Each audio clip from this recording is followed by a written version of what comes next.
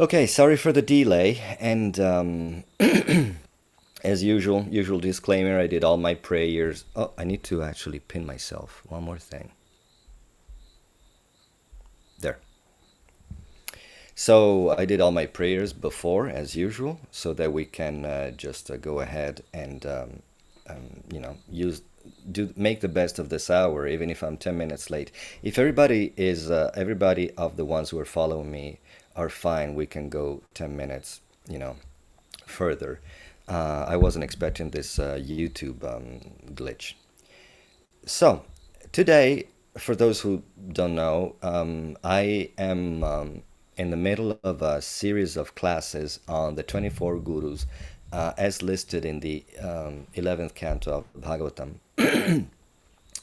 And I did an introductory class, and the first one was about earth as the guru, and then this one is the second one about air, the element air, seen as the guru. Now, I always expect people to know what the Bhagavatam verses say so that we can elaborate further on these concepts on one hand, because the verses are already there, the purports are already there, but also because I find them a little dry. They're all about, air teaches me detachment because it carries aromas, but it's not, you know, it doesn't mingle with the aromas, it just drops them, and it's fine, it's all fine. But there is so much more that can be said about, air as a guru. And so I am going to endeavor to just show that, all the while knowing what I've been saying all along, that this series of classes, which was supposed to be one class, and now it's turning into 24 classes, and I'm still wondering what I'll be saying about the moth. It's going to be a nice exercise to see how the moth is our guru, how guru appears to me as a moth, as a child, as a prostitute. But that's precisely what I particularly care about, that we understand that, at least as far as I am concerned with this series of lectures, that it should be clear that it's an exercise in Buddhi Yoga. Prabhupada was fond of saying that Bhakti Yoga means Buddhi Yoga, or the other way around. Buddhi Yoga means Bhakti Yoga. So basically, we're using our intellect as an aid, as a means to understand the Absolute. And in as much as we apply our intellect to the Absolute, to God, and in service, obviously with a service attitude, because there's no way we will ever be able to pierce the cover of the universe and really understand the transcendence with our material intellect. But if you do it with an attitude of service, that would be the real vehicle. That would be, Buddhi Yoga. Our Buddhi, our intellect are the rails, but then the vehicle is our seva. I just made this one up now, but it works. It makes sense. So it's like a ramp that, something, let's say a rocket is in a ramp. It rides on the ramp, it gains momentum, but then it goes in the air. So the vehicle is our seva. Through seva, we can make it through this material world. And then the rails end, the rails of our intellect end, and we just project into the spiritual world entirely based on our service attitude. So that's how important it is. But anyway, as long as we are on the rails of buddhi, of our intellect, this buddhi yoga, not just buddhi, is not just an intellectual exercise. Buddhi yoga means that we unite our intellect. Like I said, we focus it on transcendental matter, and that's why it becomes a forms of yoga. And as long as we do that, and in the measure that we do that, it's bhakti. Because, like I said at the beginning, that is the overarching teaching, that is the overarching point. Uh, as we engage our intellect to understand these topics and to just draw a teaching, then we see our guru. In other words, I'm saying The air is not our guru in and of itself. The moth, the land, the earth, and as I say in in every class, we walk on the earth ever since we were born. We breathe air many times a minute, like for the whole duration of our life. We drink water. We experience fire. Not all of us may have a direct experience of a prostitute, or of a moth, of a hunter, but they are not the gurus per se, right? That doesn't really mean, oh, the moth is my guru, I need to revere the moth. It's all about the vision of this avadhuta, the avadhuta who tells you, Yadu Maharaj, I think, yeah, Yadu Maharaj. I am like this, I am the way I am because I have 24 gurus. In other words, he's saying my whole world is my guru. There's a verse that ends in Vishwam Purnam Sukhayate. The whole world becomes an abode of joy. Sukhayate means it gives joy. It's a cause for joy. And that's very important. It's all about our attitude. And the Savadhuta didn't really observe the land, the air, the prostitute, the pigeon, the hunter, and get illumination. He was already enlightened. He already had a transcendental outlook on life, and that's why the world talked to him as a guru. Like Mahaprabhu says, he teaches us with his example that a blade of grass. I'm saying stuff that nothing like what I had prepared, but that is the power of praying. I just pray that I'm a transparent instrument, and then it just goes the way it wants to go, and that's perfect the way it is. But anyway, Mahaprabhu says he sees the grass, and the grass says, "You see, I just bend," or actually, grass trina would be like a broken straw. It's just you step on it and it snaps. At least grass comes back up, but straw on the street is just everybody steps on it. It doesn't even complain. Now, it doesn't mean that the straw is at has the qualification for a guru. No, it's Mahaprabhu's eyes. That because of what he has in his heart, he's like, wow, just see the straw. The straw is higher than me. The tree is higher than me, more elevated than me. Look how tolerant he is. So with the same attitude, with the same purity and attitude in his heart, the Savaduta is seeing the whole world. The whole world is talking to him as a guru, or you could say he is posing himself in relation to the world as a disciple, and that's pretty much the key to success. So, now, given this premise, though, how is the air our guru? How should we learn from the air? And I will try to cover everything from material considerations all the way to the highest transcendental ones. And by highest, I mean yes, spiritual, but also all the way to Vrindavan. If my intellect and Krishna's mercy assist me. Okay, so disclaimer: I have a bit of a headache, so that's why I'm talking slowly. And so good luck for lucky for the translator. Now, air. First of all, let me wrap up what I was saying about the element earth. In the previous lesson, I showed how the earth is our guru, and I was saying that the earth represents all these key words that I was saying: solidity, firmness, immobility. And so the earth, as our guru is saying, focus, get to the core, get to the essence, and be heavy with knowledge.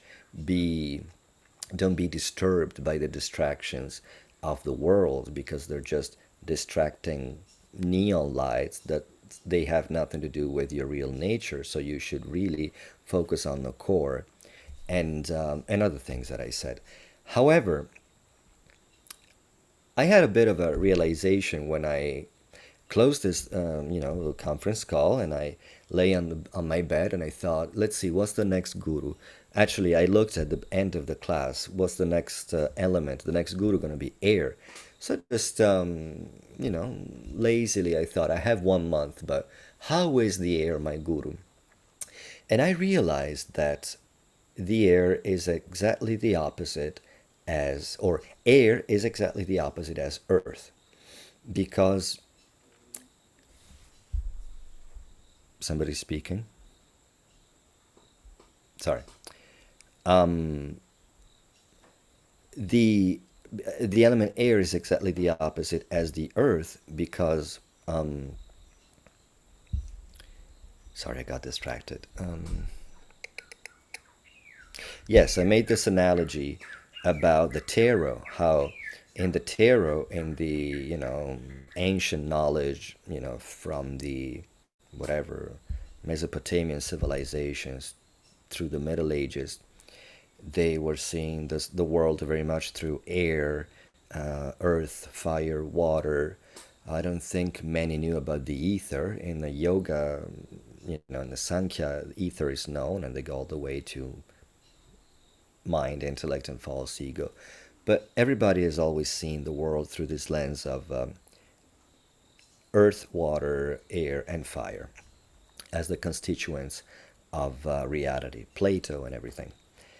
So I was saying that in tarot, the earth represents the material world, the mundanity, the yes, let's say matter, and the air element represents divinity, and the human experience is right in between.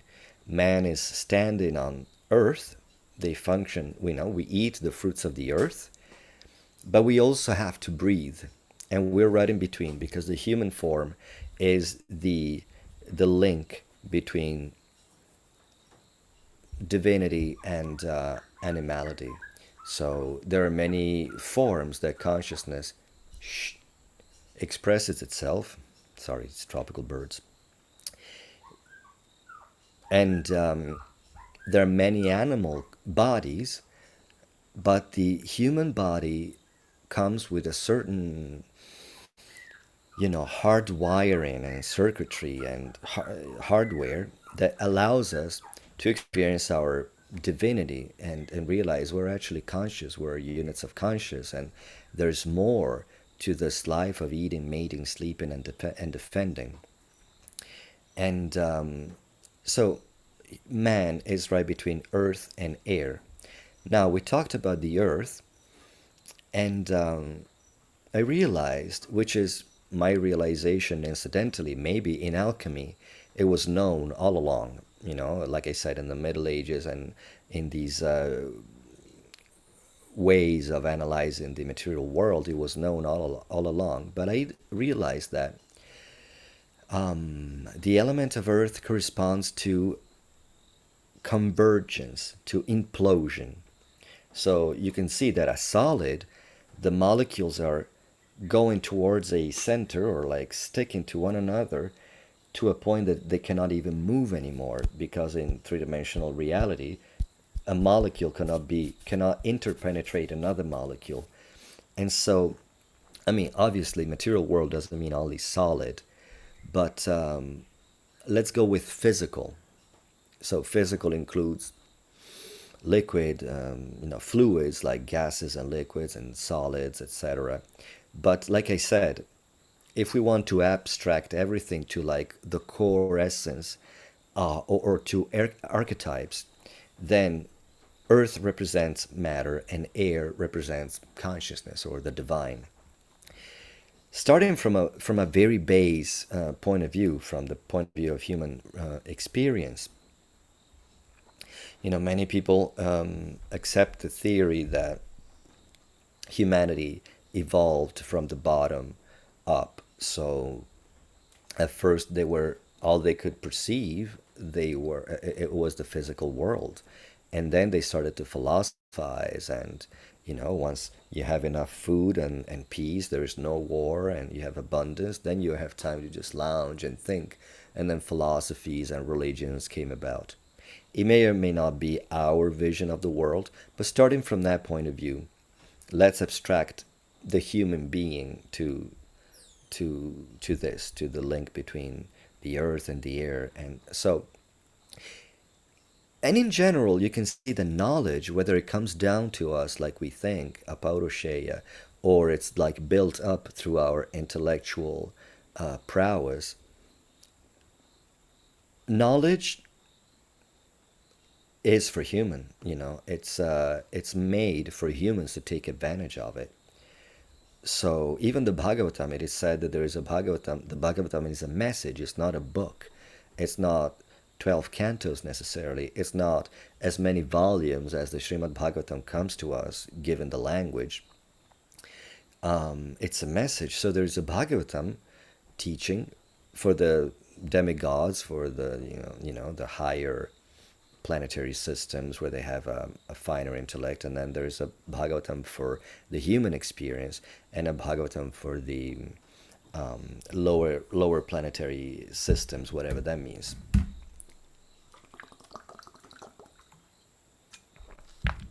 So it stands to reason that all the knowledge, all the analogies are given for humans to understand their humanity and transcend it. So going back to the analogy of earth and air, the land is very much something we can experience. Man can walk ahead and backwards and left and right and all the directions in between. We can even go down into the earth, into the water. It's the up that for centuries we didn't have any access to. So it stands to reason that if the symbology is clearer now, how air represents the divine. So that's how I closed in the previous lesson. So I started to realize, what is the movement of air? Air, Earth seems to be no movement, no, yeah, let's go with movement. But it's actually implosion. Everything goes to the center. And so the earth, as the Guru says, center yourself. But now air is exactly the opposite. The movement of air is expansion. And expansion means in all, 360 degrees, in all directions. So air goes wherever it wants, but mostly out, so expands. Take any liquid that's compressed in a can, and it will want to go out until it reaches. Excuse me. I wonder if this is any better. It reaches the next limit. So if I have a can of compressed oxygen, or the can that you use to clean your keyboard here, it's compressed in the can. The moment it goes out, yes, it cleans the keyboard, but then the molecules of that particular gas expand. Given, supposing that my cabin is airtight, it would expand and accommodate to the limits of this cabin. And it's because my cabin is not airtight, it would just expand, just keep expanding. Obviously, the molecules in any given gas or mixture of gases, like our atmospheric air is, will be so far apart that they will lose their identity. That's not the teaching of the air. If we were to see air as our guru, it's not lose your identity. If anything, realize that you're compressed in a can of our physical experience, of our body is like a can. We're meant to be much bigger than the can. So air is telling us to expand. The very thought of air makes our body expand. I made this series of classes on pranayama from a Gaudiya point of view, and I try to squeeze as much Gaudiya sensitivity out of pranayama, which is actually very mechanical, very much going together with the yogic worldview, which is not the same as ours in terms of seva and our relationship with the divine, as we conceive of it as Bhagawan. But anyway, it was a nice endeavor and a nice exercise. And so I know that when people hear talks about breathing, the important about breathing, and their consciousness goes to breathing, everybody starts taking a deep breath. And whether we think about it or not, we all breathe without even thinking about it. It's just life. We cannot do away with breathing unless we're yogis, and then we're taking advantage of the air, which is one of its teachings. We'll see that that's one of the teachings of air. So the very thought of air makes our body expand. But what does it really mean? Air is expanding. Okay, so from the physical point of view, I can expand my body, through breathing, through eating. I can expand my family, my possessions, my wealth, my sphere of activity. But that's, if you think about it, that is not expansion. That is still the earth in us. The earth pushes it all towards the center. It's like mine, mine, mine. I increase my family. They're my family members. And I have more money in the bank. I have more land. We take the outside world and we want to push it all into this one point in space. As you know, in geometry, the point has zero dimension. So we want the whole world to fit in zero. This one point where we are, where we think we are, we don't even know who we are, given that we are identified with our body and the possessions of the body and the family relations and everything. So that's not how air is telling us to expand. We are asked to expand in consciousness. Our awareness of the world should expand. I'll give you an example. If I am aware that in, where is it, Malaysia, the habitat of the orangutans is being jeopardized severely by the monoculture of oil palm, because people are trying to get palm oil out of every inch of land that they can, so that somebody can have Nutella in Manhattan. Once I am aware, my consciousness has expanded to Malaysia, and now it's become part of me, and I'm like, oh my God, those orangutans. How can I eat Nutella made with palm oil? Whatever, making an example. So we should expand our consciousness.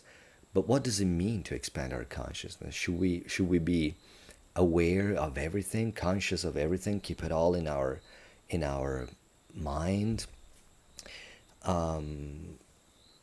First of all, what I mean by expanding our consciousness is that we start having a relationship, because that's what consciousness does. It expresses itself constantly, whether it's through Swarup Shakti or Maya Shakti, spiritual energy, or material energy. And then it expresses itself, and then it relishes the relationship that comes from anything it's expressed itself through. And that relationship is called rasa. Rasa means taste, juice, essence, and also relationship. So we should expand our consciousness. The moment we are aware of something, we have a link, and we start serving it. Like I said, the moment we hear about the orangutans, in a way, we're serving the orangutans, because how can we allow these orangutans to be decimated and evicted from their own house so that I can enjoy Nutella? And it's interesting. One day we'll have a talk about service, what service really means, because smarana is a limb of bhakti. You just remember the Lord and you're serving Him. That sounds pretty comfortable, pretty easy, but in a way, whatever your mind focuses on, whatever your mind rests on, you start serving that reality, having an interaction. Let's stick with the word interaction. So, here we are. The element air tells us expand, be like me, because these teachings in the Bhagavatam, these 24 gurus, they either say be like me, or do like me, or don't do like me. So the air is saying be like me, expand. So I should expand my consciousness. And in my example of the gas, I'm going to expand my consciousness to the next limit. So do I have to expand my consciousness to the whole universe? We're talking about hundreds and hundreds of galaxies, not of stars, of galaxies that include hundreds of suns. And around each sun, there may be a planetary system like this one. You probably all ran into these images about the new telescope that has a much better resolution, and you can see galaxies that were just very nebulous before. They recently discovered a planet that's 75% bigger than Earth and covered in water. There's water on another planet. And we weren't aware of it before. For all intents and purposes, that planet didn't exist. So there is a correlation between what you're aware of and what matters.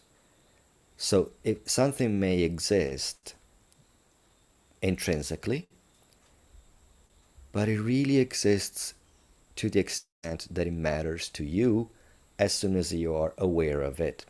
So I'll try my best to explain all this in the remaining 40 minutes. So, does it mean that we have to be aware of thousands of galaxies? The universe is vast. Um, I'll give you a spoiler. When we, with our consciousness, we expand to the limits of the universe, we will see ourselves. What? I'm getting very esoteric now. So, yes, we need to understand what the world means. I'm not talking in astronomical terms, although it is still a way of understanding it. This whole world is just an expansion of ourselves. And you may be thinking, but we are 8 billion on Earth alone. In the same world, what does it mean? If it's an expansion of you, how is it an expansion of me? That's what I'm going to try to explain maybe in the next 10 minutes. So in yoga, did you ever notice or wonder how is it that a yogi, at some point in the practice of yoga, you develop these siddhis, mystical powers, where you can just manipulate the elements of matter, like Neo manipulates the matrix once he realizes, for those who've seen the movie, that this is all a matrix. It's just a combination of elements, and it's all fictitious, and I am the only thing that actually matters in here, and I'm much more powerful than this whole world, if it's starting to sound familiar. So, a yogi, how does a yogi control the world with his or her siddhis? By controlling himself. They control their bodies, most of all their minds. As soon as they gain control over themselves, their immediate reality, they can control the whole world. So I hope it's starting to make sense. Think of Dhruva Maharaj. He stopped his breath at some point, and the demigods were choking. I never understood that. They started to petition Brahma or Narayan or Vishnu himself because Dhruva Maharaj was controlling his breath for thousands of years, and ultimately he just held his breath and he just stopped. He had control over the whole air element in the whole phenomenal world. And you would say that's his world, not the demigod's world. But that's what I'm trying to explain. That. So let's go back to this assumption. You control yourself, you control the world. The world, ultimately, no matter how many planets, how many atoms, how many things seem out of our control, is just a reflection of ourself.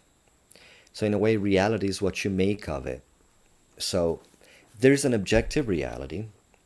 As you know, I like to make this analogy with virtual games, virtual reality.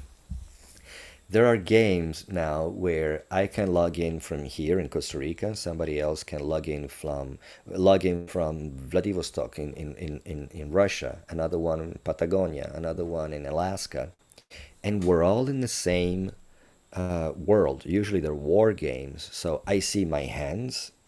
Well, you would see your hands holding a rifle, or something. And then the other player, I see the other player from Alaska, he has an avatar of sort. And I see him as that soldier with some, a red dot. I'm like, oh, that's the Canadian player. And then I see another soldier come in there with a yellow dot. And I'm like, oh, that's the one from Patagonia. And some of them are my enemies and some of them are my allies. So we're all seeing the same world, right? It's all the same battlefield, but only I will see my own hands holding the rifle. And yes, if one of us dies, I say, oh, he died. The Russian guy will say, he died. And he will say, I died. But it will never be the same experience. Only I have this experience of the world. So there is, for all intents and purposes, infinite universes because there are infinite jivas existing. And we all experience the world differently, and it makes sense to us in a way that's unique to us. Srila Prabhupada makes the example of an ant on the Vyasasana or even on his knee. He's saying both the ant and I are on the Vyasasana, but we don't have the same consciousness. I know that this asana is a conglomerate of wood and cloth and whatnot with a certain shape and a certain purpose for me to sit on and discuss the absolute truth. The ant doesn't even know the ant is on a piece of cloth on somebody's knee. They're just thinking food, food, food, food. If nothing else, I hope nothing comes to squash me. They have a totally different perception of the same world. So consciousness gives meaning to matter. And so, yes, you should think of you in the center of this bubble, that the universe is conceived of as a bubble. And everything that happens is just a reflection of you, your sensibility, your karma, right?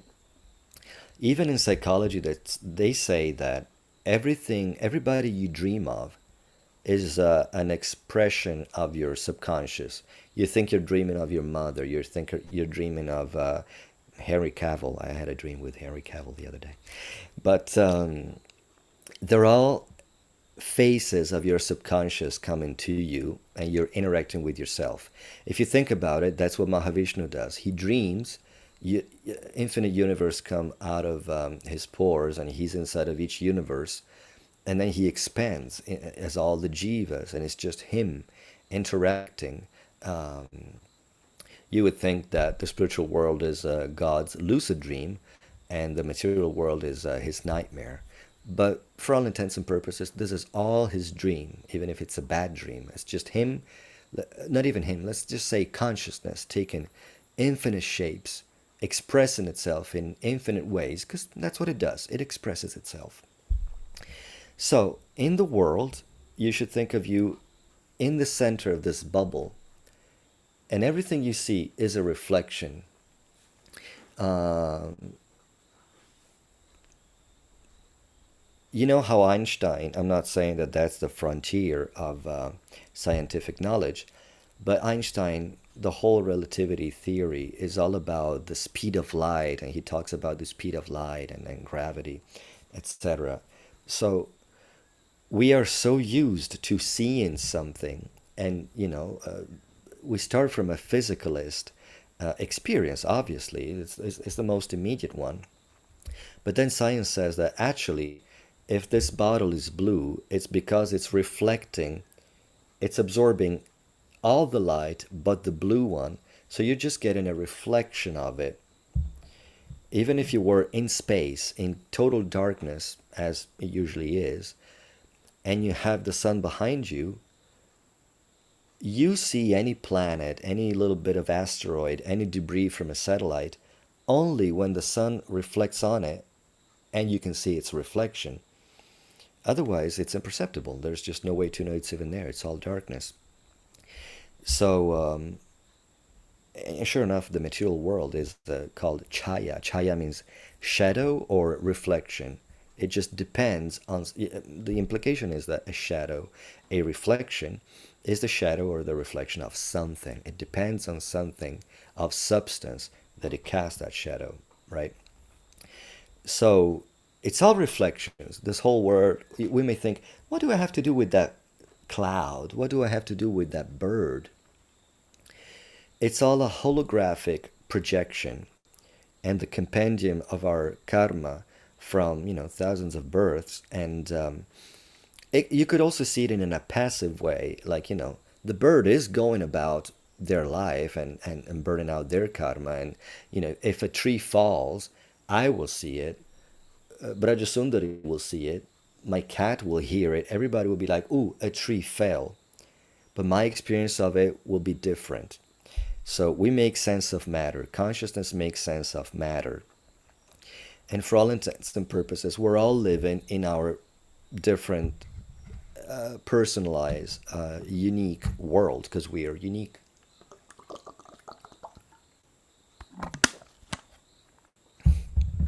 And the same thing, a tree falling, it could be a disaster for the bird that made its nest on that tree. It could be great for me because I'm like, ooh, I can get the branches and chip them and make compost for my eggplants and offer them to Krishna Balaram. It could be, you see what I'm saying? Consciousness makes sense of matter. Consciousness attributes meaning, significance to matter. Matter is just a backdrop. Like I said, it's a holographic, it's a holodeck, if you know anything about Star Trek. I don't know where the projectors are. Well, we are the projectors. We project the world. It's always a different reality. And that's why I said that when we get to the limits of the world, we will see that it's like an inverted disco ball. For those who are much younger or much older than me, a disco ball is a sphere covered in a mosaic of little bits of mirror that spins in a discotheque from the 70s. So the reverse would be that the universe is lined with the mirror, and everywhere we look, we only see ourselves. Every interaction is, yes, with matter, but is with ourselves. Or let's put it in more karmic ways. Everything we push into the environment will come back to us. And that's why Sri Maharaj says the environment is friendly when he paraphrases that verse, Tattenu kampam susamikshamano bhunjana evatma, etc. Brahman says to Krishna, I don't even remember the actual translation. That verse is famous, to me at least, through the rendition of Sridhar Maharaj. The environment is friendly, which means many things. It means it's friendly, meaning that it's not inimical. Many times we blame the taxes, we blame the government, we blame the weather, we blame other people. I don't know you and who is gonna, log into this lesson, if we manage to broadcast it. But when somebody leaves the movement or a certain mission, the fault is always, it's never them. It's because I was treated like that. It's because this wasn't quite in place. And, but the whole world, if we can read it, says, I'm not your enemy. I'm friendly, meaning I'm neutral. And you could see it as friendly because it's Maya Shakti. I don't like the Abrahamic approach to the world of like, or Manichaeistic of like there's good and evil, there's God and the devil, or there's Vishnu, there's Krishna and Maya. It's I don't find it healthy. Maya is pure and perfect. It's an energy of the Lord. And it's got a purpose. And she's our mother. Millions of Hindus worship Durga as the mother goddess, Mother Nature. Is it as high and complete as a worship as that of Govinda? No, nobody said that. But let's not go around and demonize anything. A lot of people say, I'm going to go on a tangent because it's a pet peeve of mine. A lot of people think that Shiva and Durga and Ganesh are demigods. They're not demigods. They're divine. They're expressions of God. Shiva is not different from Vishnu. And so Shakti is not different from, Durga is a name for both Radharani and Durga Devi, Maya Devi. And Ganesh is the son of them, and it is said to have a transcendental body. Even Brahma in this universe has a transcendental body, our particular Brahma. Demigods are Varuna, Agni, Surya, Chandra, Indra, etc. So even just for that, we should have the utmost respect for Durga Devi, Mother Nature, and the material energy of the Lord. It's Vishnu Maya. Let's not forget that. And Maya means mother. So our mother wants us to learn. She may show a stern face, but a mother is friendly. A mother is holding us by the hand until we can walk ourselves. A mother is teaching us to speak, etc. And it's given us a womb at first, and then a cradle, and then a safe space within the house so that we don't stick our hand in the drawer of knives. But mother always gives a protected environment. So that is the material world. Isn't it better to see it that way? It's not our, ultimately we need to leave our mother's house, right? But let's take advantage of what is here. Like I said, we're taking advantage of the air element, of the earth. If you noticed, all the five elements, the earth is our guru, the air is our guru, the fire is our guru, and water is our guru, and ether, the sun, the moon. It's a way of saying the environment is friendly. You could see the guru, and the guru could teach you all the way to transcendental knowledge. A guru can just you could have an impersonal guru who just teaches you about detachment or whatever, but the potential is there to take the most advantage from the material world. So in that way, the environment is friendly, you could say, or in the very least, it's neutral. You push out hatred in the world, and then it will look like the world hates you. But if you give, think of Mahaprabhu. He came to relish the highest love, the highest version of prema. And how did he relish it? By giving it out to everybody. You know, the Muslims are very big on charity. It says, I forget the word for charity in Islam, but it's one of the pillars of Islam. And it's not like giving money, it's like a smile. Give a smile to someone if you can, make them happy. You've done something. First of all, you weren't focusing on me and mine, you were focusing on somebody else's happiness. But it's all about this giving. I give, he gives, she gives, we all give. And guess what? The world will give back to us, even just from the practical consideration that she's also thinking that she needs to give. So she will give me a smile, she will give me any help I need, and he will give it to me just like I gave it to everybody else. But also in an esoteric way, you push love into the world, love will come back to you. If you give, they say, given is the real getting. So that's one way. If you give charity, if you make somebody happy, you feel richer after, you feel bigger, right? Your consciousness expands. That's how the air is telling us, expand your consciousness. But anyway, we went past that. Now we have expanded to the limit of the world, and we see it's me.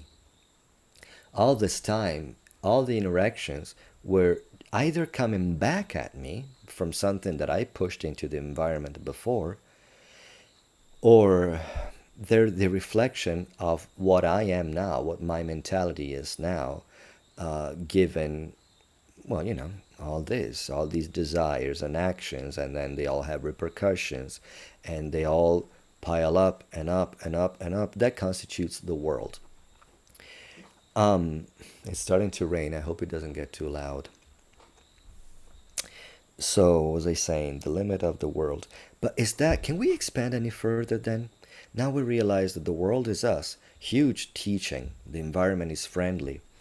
So, you cannot change anybody else. Oh, the co-workers, the weather, the everything. Ultimately, if you want to make something good out of your life, you're like a farmer who is putting the fault on the seeds, the water or the rain, the lack of rain, the sunshine, too much sunshine, too little sunshine, and the ground. And that's what you got to work with, farmer. So the material world is there, and we consciousness attribute a different meaning to it based on, how we tune into the world. Like I said, consciousness gives meaning to matter. um, but can we expand past the limits of the material world? Of course, right? That's what we're asked to do since the beginning. And can we be bigger than the world? We are bigger than the world. That is, the ultimate teaching of the air. Expands out of this holographic projection, because you are meant for much bigger things than this. Um, there is, think of this, there is more blood in a drop of blood than in the whole of the Sahara Desert. Obviously, I'm not talking about the camels and the lizards and the pilgrim, the nomads. I'm just talking about the sand. How much blood can you find in all the sand, the vast expanse of the Sahara Desert, and how much blood can you find in a, let's say, how many red blood cells can you find in a drop of blood instead?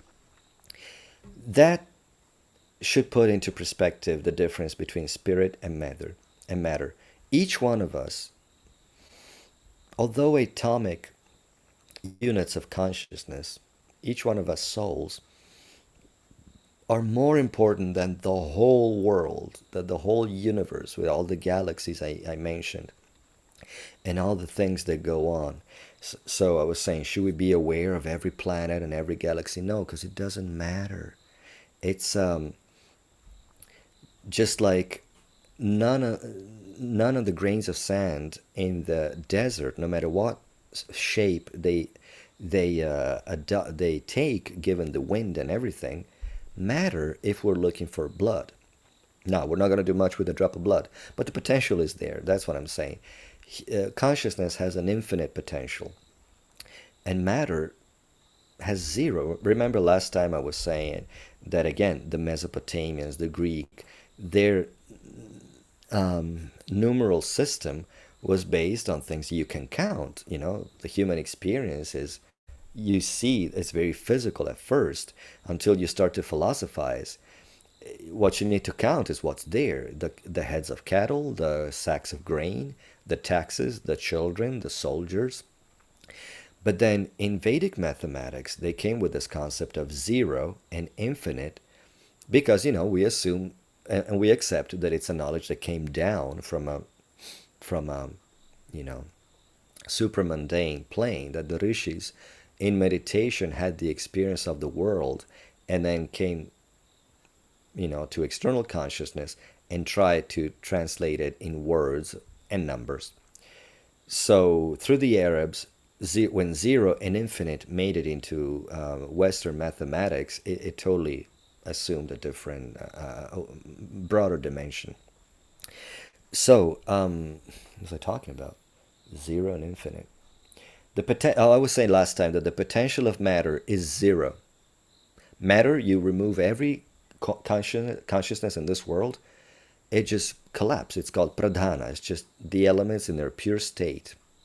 It's like those balls those orbs that you shake, and then you see, oh look, it's snowing on Venice or something, but then the snow will just fall and everything will just go back to rest. That's what matters want to do. Don't stir me. Don't leave me alone. I just want to. It's all about balance. Whereas consciousness is all about infinite potential. Um, and so consciousness comes to stir up matter and create an interference. That's why we don't belong in this world. We belong to infinite potential that can be manifested and pursued. And here it's all about constricting. It's all everything wants to go back to the center, back to equilibrium, back to static. What do you call staticness? Whatever, stasis. Just leave me alone. Um, so yes, we are bigger than the world, and we should behave like we're bigger than the world. Because if we don't, It means we give power to the world, to the material world. Oh, she said that to me, he said that, they did this to me, and this happened. And the moment you allow the world to have the upper hand on you, it means the world is more important than you, is more powerful than you. But remember, we're talking about sand compared to a drop of life, a drop of blood. So that's ultimately the teaching of the air. Expand out of this material consciousness and realize you're bigger than the whole world. I'll give you another example. I usually give the example going back to virtual reality because this is virtual reality for all intents and purposes. Suppose somebody's playing on the computer and the mother of this guy, teenager, is like dusting in his room or sweeping and mopping, and she hears the son saying, "Oh no, I died." And in games you always have multiple lives, just like here. So say Pac-Man, you have 3 lives, and then you need to put another coin if for those of you who are old enough. But in general, in video games, you have more than one life. You come back and back and back, and then you die, or I got wounded, or jump, jump, and all these things. And the mother sees the son just sitting, hearing something that is not there, seeing something that is not there, meaning in the room, in the house. What the mother sees is the floor to clean and the furniture to dust. And then when the son ends the game, whether he's winning or not, whether the game is over, at any point he can turn off the game, even the computer, and nothing matters. It's dinner time. And now he goes back to the reality of like, I'm in my house, I'm having dinner with my family. It doesn't matter who died, it doesn't matter if the game is going on with the other gamers, because these games can be done online now, and you just log into that reality. It has a different valence. The moment you're not invested in that game because it's dinner time, because you got, a girlfriend or boyfriend to see something that matters more to you, that game it's just electrons, it's just light, it's just pixels in your computer that you give meaning. A cat wouldn't see, whatever the game. I can't think of any game that we all know. But my cat could go in front of the monitor and not see, oh, there is something that is going in a certain direction, and there's this obstacle and the enemy. That's why, cats walk all over the keyboard. But matter, reality is what you make of it. It could be discussed from so many point of view, but I'm running out of time. Um, so yeah, we are bigger than the world, and the moment we don't recognize that, the world will be bigger than us. We will give power to the world that the world could. We will allow everything external to rule over our lives. Now, we were talking about earth and air. Let's do quickly a comparison between the past. Like earth and air is like vertical. The earth is beneath us, and the air is, the sky is the limit, we said. But let's think in terms of past and future. Then the past would be the solid, what's already happened. The material world is the world, they call it the phenomenal world, the world of things that have already happened. The seed has already become a tree.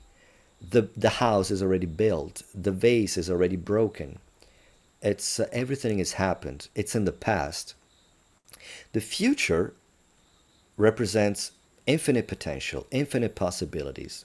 Like the air can go in all directions, anything can happen. So, a lot of people base their existence on the external world, on things that are already there, already happening, or that have already happened. Oh, my father treated me like that, and that's why I'm like this now. And so their future is constantly informed by their past, whether it's consciously or unconsciously. Whereas we should be like here, we should focus into the future, what hasn't happened yet, and pick and choose from the future and make that translate into our present, into our reality. Another thing that Sridhar Maharaj says is, judge a person from their ideal. So Somebody may have done horrible things, but you're like, okay, whatever, they redeemed themselves. Somebody may still be doing horrible things, but Sridhar Maharaj says, look at their ideal. Their ideal is the future, right? Is what they want to be, where they want to go, what they're trying to achieve. So they may be doing weird things now, but they're chanting Hare Krishna. They want to become the servant of a Vaishnav. They have faith in Krishna. That's how he was saying. Judgment for their ideal. And it's so generous, it opens up our vision of the world as opposed to focusing on what's already happened. And he did that, and he did that, he did that. Just focus on what they did wrong, because you want the world to behave like that with you. Like I said, you push into the world and the world pushes back. It's like you create pressure, and then you know what it's like? It's like those fruit juices. Those little cartons of fruit juice. As a kid, I used to blow into the juice, and then the juice would blow into my mouth, and I would play like that. And I realize now that I have this like great realizations that when you suck on the juice, your face gets sucked. You see, it's exactly how the world is. If you suck from the world, then the world sucks for you. Good luck translating that. But if you give to the world, if you send forth your love, your compassion, just give in any way, give of yourself to the world, then the world would be very generous and friendly towards you. So that's another takeaway. Um, well, I don't know what I was talking about, but a few more teaching because we only have 4 minutes. Another teaching of the air is take advantage of me. The air, as a guru says, take advantage of me. Because what is air? Air means life. Yes, we live on the land, we're fruits of the land, we eat the fruits of the land, but we cannot breathe. On the land, on the earth, we cannot take more than 50 steps if we cannot take another breath. So air says, move up, do like me, come to become like air, expand your consciousness, realize there's something more than the land, than the earth, than the phenomenal world, and really take advantage of me, because air means life, and I usually say spiritual life is the only life. It's hard to put in words, but I realized it many times. Any other life that's not spiritual life is just a waste of time. It's just a sham. So there's so much that I could say. Maybe I'll do this in two parts, and because we have 24 months, you're not gonna get rid of me. Maybe I'll just go on. I won't do a guru per lesson. I'll just keep talking and talking and talking as long as you're willing to listen to my rambling. Then we'll just make it an ongoing thing. Because it would be an injustice to talk about this in 3 minutes. Given that today I do have an audience, does anybody have any questions or comments, anything that they haven't understood? Take advantage of the fact that it's live, that I'm here. Because I do have this headache. I can see how I look really tired and sick because I am. We just had a month of devotees here. We had a week-long retreat from Balaram Purnima to Jamashtami, and it's been very taxing. Gaura Sundar got COVID, and I had to cover his cooking, and I'm working on a video course and a lot of work, so I'm really, really tired. So we're 2 minutes from the end. If nobody has any question, let's see if I can wrap it up. I can give you a preview on the teachings of the air. The air is saying expand, and that I had time to explain for the most part. How the air is saying expand like me, and how that can play out in our life as sadhakas or even just as human beings. The air also says take advantage of me, and I guess next time we'll see what that means. It also says, no, I guess that can also be interpreted as take advantage of me. Okay, so next time we'll talk about the second teaching of the air. And then, of course, air means wind. We'll see how air movement, so many things. I think we should give it 2 lessons. So I wouldn't even say what the next element is going to be, because next time we'll be talking about the air more, maybe for a whole other hour. If I run out of topics, we'll go, to the next element. I hope you're not disappointed. And I'll see if I can upload this on YouTube sooner or later. I'm just glad that it's being recorded. All right, thank you all for your patience and interest. Gauru Premanande, Hari Hari Bol.